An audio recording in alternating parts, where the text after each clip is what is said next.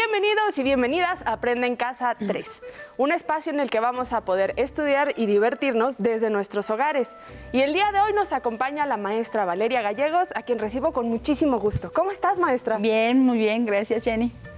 Y vamos a tener el gusto de estar con ustedes en esta sesión de Historia de cuarto grado. ¿Ya están listos? Vamos con Ajo Listo y comenzamos. ¡Hola! Vamos a ver el siguiente video. Buenas prácticas para seguir adelante. Como todos sabemos, la COVID-19 es una enfermedad que se contagia muy fácilmente entre las personas. Por eso hay que continuar cuidándonos siguiendo las buenas prácticas que ya todos conocemos para evitar contagiarnos. Utiliza cubrebocas, no salgas de casa. Si tienes que hacerlo, recuerda que es obligatorio utilizarlo. Mantén una distancia mínima de 1,5 metros entre tú y los demás. Lávate las manos muy seguido con agua y jabón por lo menos durante 20 segundos o aplica desinfectante a base de agua y alcohol.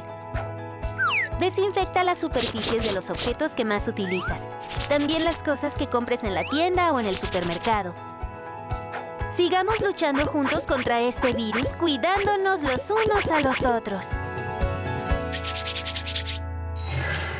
Es muy importante continuar con las recomendaciones para evitar contagios de COVID.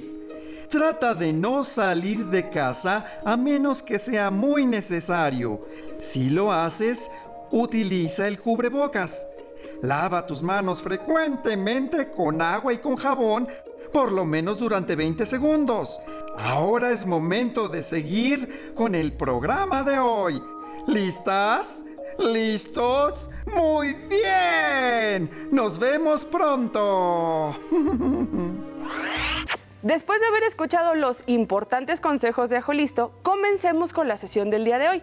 Si te parece, maestra, cuéntanos por favor qué aprenderemos sobre el virreinato en esta clase. Bueno, en esta clase vamos a identificar el legado artístico que nos dejó el periodo virreinal y que está presente hoy en día en nuestra vida cotidiana. Por ejemplo, las catedrales de Morelia, la Metropolitana, la de Puebla y la de Guadalajara, entre muchas más. También podemos apreciar ese legado en los exconventos como el actual Museo Nacional del Virreinato, el Centro Cultural Santo Domingo en Oaxaca, el Franciscano de Santa Ana en Michoacán y varios más que veremos durante la clase, así como otros edificios. Claro, maestra. Yo creo que ustedes allá en casita van a poder identificar lugares muy importantes y emblemáticos de este periodo. Pues por todo el país, debido a la fuerte presencia de la religión, podemos ubicar iglesias, catedrales, parroquias, santuarios, conventos y templos muy imponentes que nos quedaron como herencia. Y el arte sacro seguramente estará presente durante toda la clase, ya que es muy importante dentro de ese legado que mencionas. Seguramente que sí, Jen. En la mayor parte del territorio mexicano existen catedrales, conventos o iglesias que se construyeron durante la época virreinal. Y con la clase de hoy seguramente van a ubicar con mayor facilidad las características de este tipo de arte, porque justo de eso hablaremos. Vamos a comenzar con las preguntas que guiarán nuestra sesión de hoy. ¿Quieren saber cómo fue el arte durante el periodo virreinal? ¿Quieren conocer más acerca de la herencia virreinal artística que hay en su localidad? Pues para introducir este tema, veamos un video y posteriormente hacemos un análisis preciso de los elementos que más nos llamen la atención. ¿Estás de acuerdo, Jenny? Me parece una idea genial. ¡Corre video! Seguramente alguna vez has participado en una fiesta en honor a un santo patrono, degustado un mole o bailado una danza tradicional en la escuela. Pues estas, como muchas otras expresiones que forman parte de nuestra cultura, tienen su origen en la época virreinal. ¿Qué expresiones actuales son parte de la herencia cultural del virreinato? Te invito a echar un vistazo a nuestras tradiciones. La época virreinal en la Nueva España conjuntó elementos indígenas, españoles, africanos y asiáticos, donde se fusionaron prácticas, creencias y tradiciones que dieron origen a la cultura novohispana, de la cual actualmente somos herederos. En nuestra vida diaria podemos ver, oír, hablar, sentir y reproducir diferentes expresiones de este pasado virreinal, que hallamos en la arquitectura, la pintura, la música, el lenguaje, la danza, la gastronomía y la vestimenta, entre otras manifestaciones culturales. Durante la evangelización, las órdenes religiosas recurrieron a la pintura, el canto, el teatro y la danza para enseñar la fe cristiana y rendir culto a sus santos. Resultado de esto son las pastorelas y las festividades de Semana Santa o Corpus Christi, que son representaciones o recorridos que se hacen de un lugar a otro con una imagen de carácter sagrado. O las peregrinaciones a lugares religiosos, como a los templos de la Virgen de Guadalupe y el Señor de Chalma. O el carnaval, que era una fiesta católica que incorporó elementos profanos, danzas de origen prehispánico, bailes e instrumentos africanos, así como disfraces y máscaras. En la música destaca la pirecua, canto tradicional purépecha de Michoacán, que se interpreta tanto en lengua indígena como en español, y es resultado de la fusión de elementos de origen prehispánico con cantos religiosos de los evangelizadores. De origen prehispánico son algunos de los espacios destinados a las festividades. Por ejemplo, anteriormente, en el Cerro del Fortín, ubicado en los valles centrales de Oaxaca, se encontraba un templo mexica dedicado a Centeotl, la diosa del maíz, a donde los indígenas llevaban ofrendas. Pero durante el virreinato, en ese lugar, se adoró a la Virgen del Carmen e inició la festividad de los lunes del cerro, permitiendo la conjunción de elementos españoles e indígenas. En el siglo XX, esta fiesta fue la base de lo que hoy en día conocemos como la Guelaguetza. En la actualidad, una fiesta patronal es impensable sin fuegos artificiales o una posada sin piñatas. Estos elementos tienen influencia asiática en su origen, al igual que las especias, el mango, el tamarindo, el papalote, el rebozo, el paliacate y la talavera poblana. Asimismo, encontramos elementos de origen africano en géneros musicales como el son y el jarabe. Es el caso del chuchumbé, que se canta desde el siglo XVIII en Veracruz. También los hallamos en bailes de carnavales, como el de la comunidad veracruzana de El Coyolillo, donde las personas se disfrazan con máscaras de figuras de animales y danzan al ritmo de los tambores. La influencia africana también está presente en los nombres de algunas localidades de Veracruz, como Mandinga, Yanga o Mocambo. En bailables como la danza de los diablos, el maracumbé y el fandango de Artesa. Y en instrumentos musicales como la marimba o marimbola, el tambor de fricción y las quijadas. Respecto a nuestra gastronomía, encontramos el mestizaje novohispano en el uso de algunos ingredientes como hierbas, chile, frijol y maíz de influencia indígena, combinados con carnes europeas, cereales y cítricos árabes, frutas y verduras africanas, así como especias asiáticas, por mencionar algunas. Tamales, pozole, michotes, mole, chiles en nogada, buñuelos, bizcochos, mazapanes, ates, jamoncillos, muéganos, arroz con leche y cajeta. Son solo algunos de los sabores, olores y colores de la cocina mexicana. Las tradiciones y costumbres de origen virreinal siguen presentes, con cambios y permanencias en cada rincón de México. ¿Qué festividades y elementos culturales de tu comunidad son de origen novohispano? ¿Qué otras características culturales reconoces de nuestro pasado virreinal? Son muchísimas cosas las que permanecen en nuestra vida de ese pasado novohispano. Y de hecho, las hemos venido estudiando en el transcurso de todas nuestras clases. Y en clases subsecuentes podremos ir abordando otros aspectos de gran riqueza cultural.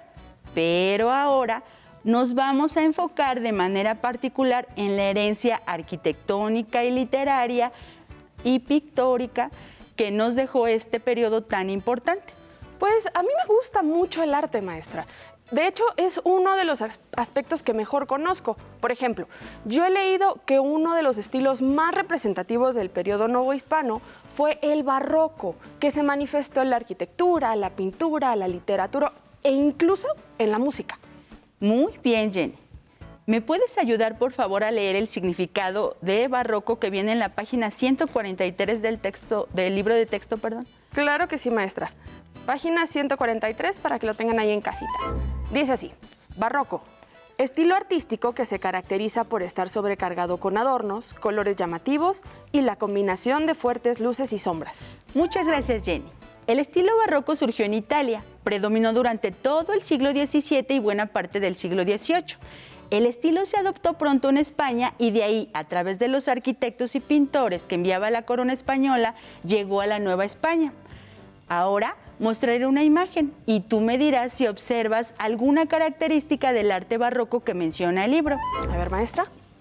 Es el retablo principal del Templo de San Francisco Javier en Tepoztlán, actual Museo Nacional del Virreinato. Obsérvalo bien, Jenny. Ay, maestra. Ay, vaya que sí, está sobrecargado. Hay un montón de esculturas y adornos. Creo que no podría caber nada más ahí, ni un alfiler. Pero la verdad es que aún así es hermosísimo. Sí, ¿verdad? Como lo leíste en la definición, el arte barroco se caracteriza por parecer muy exagerado en adornos. Y esto era porque fue un tipo de arte que quería alabar a Dios mediante su pulcritud y estilo rebuscado. Los historiadores de arte incluso reconocen el estilo barroco como oraciones en piedra que buscaban revelar la gloria divina en todo su esplendor. Por ejemplo, el retablo está elaborado con madera de cedro y lo hicieron Miguel Cabrera e Higinio de Chávez a mediados del siglo XVIII. Y como bien comentas, se observa una abundante decoración en la que se distingue hojas de acanto, muchas flores y frutos, e innumerables ángeles y querubines, entre otras figuras. Esto es muy propio del estilo barroco.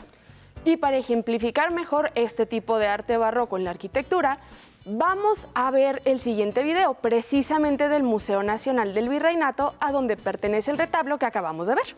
Excelente, Jenny. Vamos a ver el video.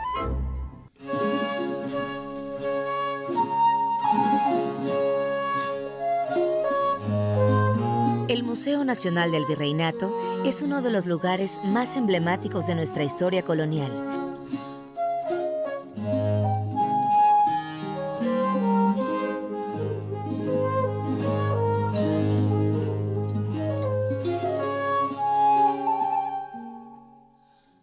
El edificio que hoy alberga una de las colecciones más extraordinarias del periodo virreinal no fue un convento.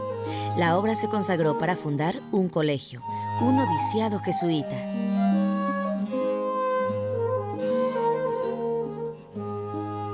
Y en el lugar a donde está ubicado el museo, se pensó justamente escoger ese sitio porque pues, es un edificio de mucha relevancia desde el punto de vista arquitectónico, desde el punto de vista histórico, etc. Recorrer este espacio arquitectónico y contemplar los innumerables objetos y pinturas nos invitan a transitar por 300 años de historia, en la que la atmósfera del conjunto nos sugiere cómo transcurría la vida en un noviciado de la Nueva España.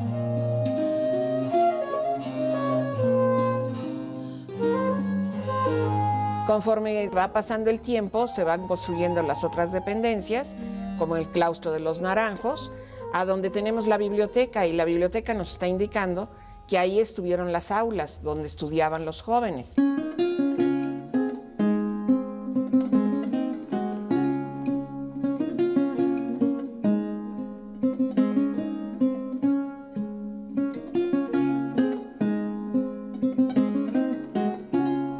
Muy importante, desde luego, es cómo se van construyendo las diferentes dependencias. Y no puedo dejar de hablar, desde luego, de la iglesia. La iglesia y las capillas de Tepoztlán pues son realmente las que le han dado un prestigio internacional. La iglesia, como ustedes ven, es un recinto inigualable. Es, de hecho, junto, por ejemplo, con Santa Prisca en Taxco, uno de los recintos barrocos del XVIII más importantes del país. ¿Por qué? Porque está completo. sus retablos están íntegros, aunque hay que decir que la iglesia se construyó en el 17. O sea, todo lo que ustedes ven de muros, bóvedas, etcétera, es 17. Pero todos los retablos que ustedes aprecian, esos son 18. Los retablos pues nos hablan precisamente de la Compañía de Jesús. El retablo mayor está dedicado a San Francisco Javier. En el crucero tenemos el retablo de San Ignacio de Loyola, acompañado de otros santos. Está San Francisco de Asís, está Santo Domingo de Guzmán, en fin, los santos de las órdenes que evangelizaron la Nueva España.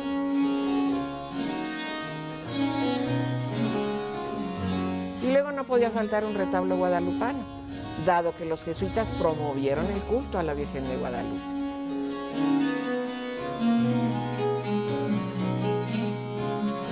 Y en la nave tenemos dos cultos muy interesantes: San José, el gran patrono de la Nueva España, y la Virgen de la Luz, que va a ser una devoción traída por los jesuitas a la Nueva España. Y luego una capilla pues, que es realmente sensacional, la Casa de Loreto.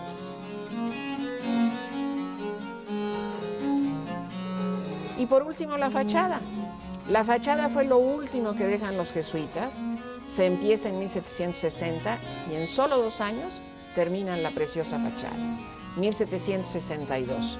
Y la fachada, hagan de cuenta que resume todos los retablos. Ahí están todas las devociones que vemos en la iglesia, con esta torre campanario extraordinaria.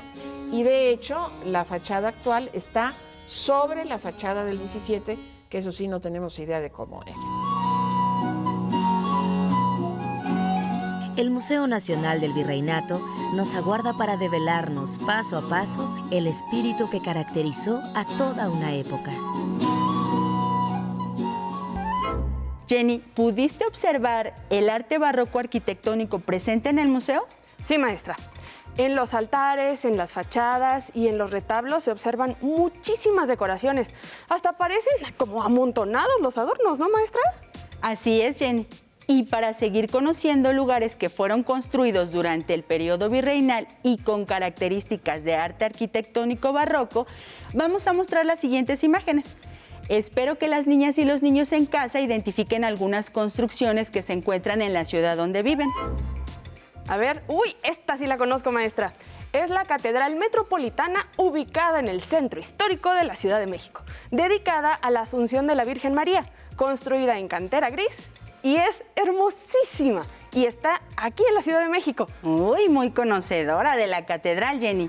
Ahora observaremos la imagen de la Catedral de Morelia, ubicada en el centro histórico de la ciudad, dedicada a la Transfiguración de Cristo y construida en cantera rosa.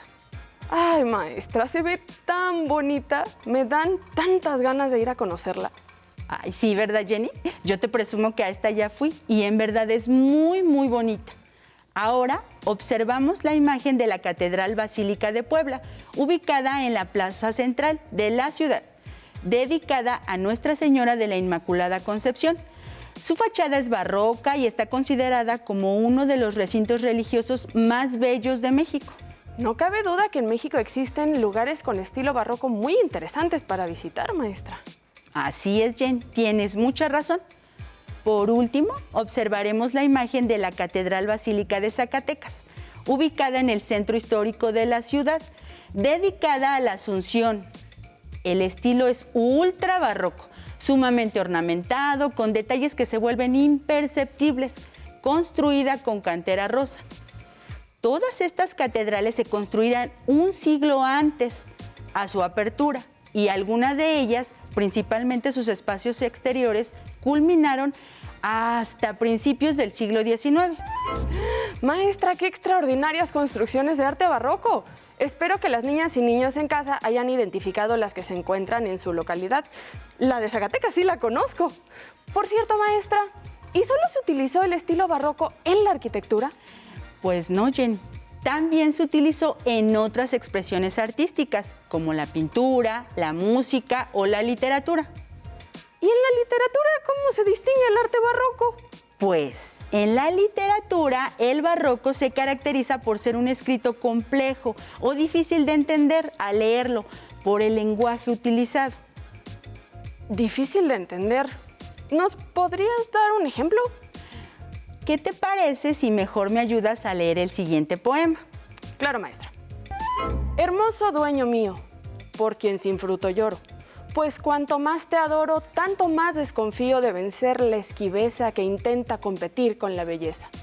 La natural costumbre en ti miro trocada, lo que a todos agrada te causa pesadumbre. El ruego te embravece, amor te hiela, llanto te endurece. Belleza te compone divina, no lo ignoro, pues por deidad te adoro. Mas, ¿qué razón dispone que perfecciones tales rompan sus estatutos naturales? Si a tu belleza he sido tan tierno enamorado, si estimo despreciado y quiero aborrecido, ¿qué ley sufre o qué fuero que me aborrezcas tú porque te quiero? ¿Qué te pareció, Jenny? ¿Entendiste el poema? La verdad, maestra, es un uso del lenguaje muy distintos al cotidiano. Es rebuscado y me resultó, la verdad, un poquito difícil de entender a qué se refiere. Parece de un tema triste, pero no estoy segura. Pues es un poema titulado Amor y aborrecimiento, de Juan Ruiz de Alarcón, escritor de la época virreinal. Este autor mexicano nos habla de un amor no correspondido y sufre por esto. Pues sí que era una manera de expresarse muy compleja y por lo mismo fue difícil de entender el mensaje. Con este ejemplo pudimos identificar una de las características principales de la literatura en el virreinato, la dificultad del lenguaje, pero hay otras. Por ejemplo, el uso de temas como el pesimismo, el desamor, por mencionar algunas. ¿Y qué otros escritores pertenecen a este estilo literario novohispano, maestra? Pues tenemos a Bernardo de Balbuena, Juan Ruiz de Alarcón, Miguel de Guevara, Carlos de Sigüenza y Góngora, entre otros más. Y la más conocida por nosotros, la famosa décima musa, Sor Juana Inés de la Cruz. ¡Claro, maestra! Sor Juana Inés de la Cruz, que nos visitó la clase pasada y nos contó momentos muy interesantes de su vida. Ella siempre será un icono de la literatura en la época virreinal y en todas las épocas, Jenny. ¿Te gustaría leer un poema escrito por ella? ¡Ay, sí, por favor! Me encantaría. Es un soneto y también es un poco complicado de entender. Adelante, Jenny. Al que ingrato me deja, busco amante. Al que amante me sigue, dejo ingrata. Constante adoro a quien mi amor maltrata. Maltrato a quien mi amor busca constante. ¿Te gustó, Jenny? Sí, le entendí un poco más que al anterior, pero todavía siento que tendría que analizarlo un poco. Pues ella lo que quiere expresar es la tristeza de buscar el amor de quien nos deja o la ingratitud de abandonar a quien nos ama. ¡Oh! ¡Qué gran sonetista y estudiosa de las letras era Sor Juana Inés de la Cruz, maestra! Antes de terminar, me gustaría platicar un poco de la pintura.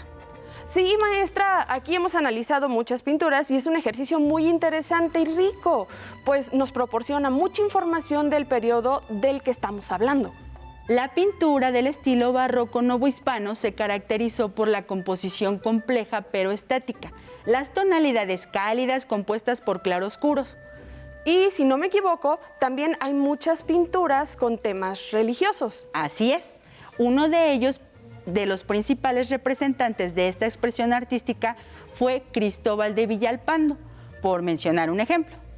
En pantalla podemos ver su pintura llamada Los Desposorios Místicos de Santa Rosa, que se encuentra en el retablo dedicado a la Santa en la Catedral Metropolitana en la Ciudad de México. Y es muy clara la composición con tonalidades claras y oscuras. A pesar de tener muchos elementos, es muy bella y armónica. Podemos mencionar también a otros pintores como Miguel Cabrera o José Juárez, entre otros importantes representantes de este estilo. Así es, Jenny. Y bueno, ahora es momento de reafirmar lo aprendido. ¿Qué aprendimos hoy? Con el video pudimos identificar las expresiones actuales que son parte de la herencia cultural del virreinato. Aprendimos también el concepto del estilo barroco, leyendo el texto de la página 143 del libro de texto. Observamos un retablo e identificamos características del estilo barroco. Con el video del Museo Nacional del Virreinato conocimos la arquitectura con estilo barroco. También identificamos este mismo estilo en algunas catedrales del país. Después conocimos el estilo barroco en la literatura leyendo algunos fragmentos de escritores de la época. y nombramos algunos representantes literarios del barroco novohispano y vimos de manera muy breve la pintura y a uno de sus principales autores. Pues fue un día de mucho aprendizaje. Ojalá que con todo el conocimiento acerca del barroco, allá en casa las niñas y los niños puedan apreciar el arte y la arquitectura de sus ciudades para identificar si son de este periodo. Yo les agradezco mucho su atención y su compañía. Nos vemos y hasta la próxima. Nosotros te agradecemos a ti por tan bella explicación, maestra Valeria Gallegos. Nos vemos en la próxima clase. Si te es posible, consulta otros libros y comenta el tema de hoy con tu familia. Si tienes la fortuna de hablar una lengua indígena, aprovecha también este momento para practicarla y platica con tu familia en tu lengua materna. Por hoy hemos terminado con el legado de la época virreinal 1 de historia de 4º grado y espero lo hayan disfrutado tanto como nosotras. A continuación, matemáticas.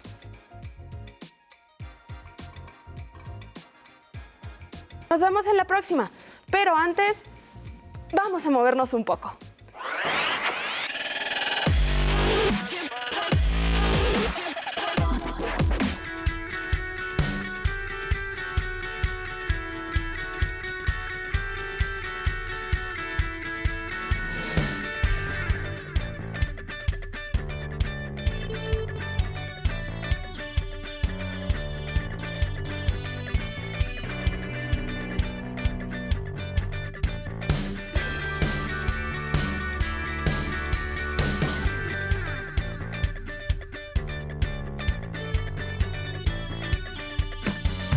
Si no tienes el libro de texto o necesitas ayuda para responder las preguntas, contáctanos. Para solicitar apoyo pedagógico, comunícate con maestras y maestros de lunes a viernes de 8 a 20 horas al teléfono 55 41 72 04 13 con 100 líneas. También puedes encontrar los libros de texto en la página conaliteg.sep.gov.mx. Si quieres volver a ver los programas de Aprende en Casa, los puedes encontrar en la siguiente liga: aprendeencasa.sep.gov.mx. ¡Nos vemos! Me tienes que llevar a la de Puebla, maestra. Quiero conocer la de Puebla. La de y la de Morelia también.